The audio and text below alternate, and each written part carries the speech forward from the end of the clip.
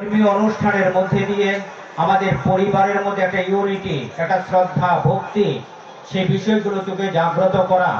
তো এখানে ত্রিপুরা একটা দীর্ঘদিন ধরে আমরা এখানে সবাই মিলেমিশে বসবাস করছি।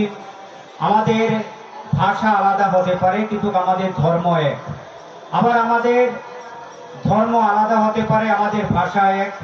আমাদের পোশাক, আমাদের খাদ্য, আমাদের বিভিন্নতা রয়েছে, কিন্তু এটা মনে রাখতে হবে আমরা সবাই ত্রিপুরাবাসী। এবং আমরা যদি বৃহৎ পরিসরে আমরা আলোচনা করি যে আমরা সবাই ভারতবাসী, ভারত মায়ের সন্তান।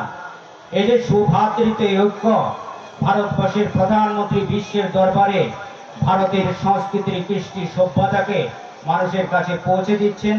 এই যে আমাদের ছোট ছোট যে সমস্ত সামাজিক যে গোষ্ঠী, তাদের সংস্কৃতি, তাদের ভাষা, সেগুলোকে বাঁচিয়ে রাখার জন্য আমাদের সরকার আপ্রাণভাবে চেষ্টা করে যে যে ধর্মাবলম্বী লোক রয়েছে তাদের স্বধর্ম প্রচার করা।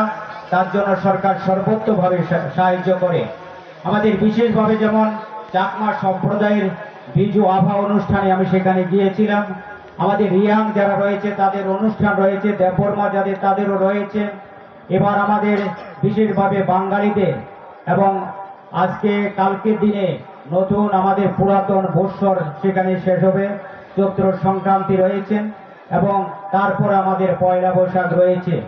এই যে আমরা বিভিন্ন ভাষাভাষীর মানুষ রয়েছি, আমাদের প্রত্যেকের মধ্যে যে যে ধর্মের মানুষ হই না কেন, আমাদের মূল বিষয় হলো মানবিকতা। প্রত্যেক মানুষের মধ্যে ভগবানের উদত্ত শরীর শক্তি রয়েছে, সে শক্তি থেকে জাগ্রত করা, সেটা ধর্মের মাধ্যমে হোক, সংস্কৃতির মাধ্যমে হোক, শিক্ষার মাধ্যমে হোক, খেলাধুলার মাধ্যমে হোক। এটা আমাদের মনে রাখতে হবে। আমাদের যতটা ঐক্য সংগতি সুদৃঢ় হবে, ততই আমাদের সকলেরই উন্নতি হবে। সকলের উন্নয়নে দেশের উন্নয়ন, সকলের উন্নয়নের আমাদের মহকুমার উন্নয়ন। তাই আমরা বিশেষভাবে আমি রাজ্য সরকার এবং এটি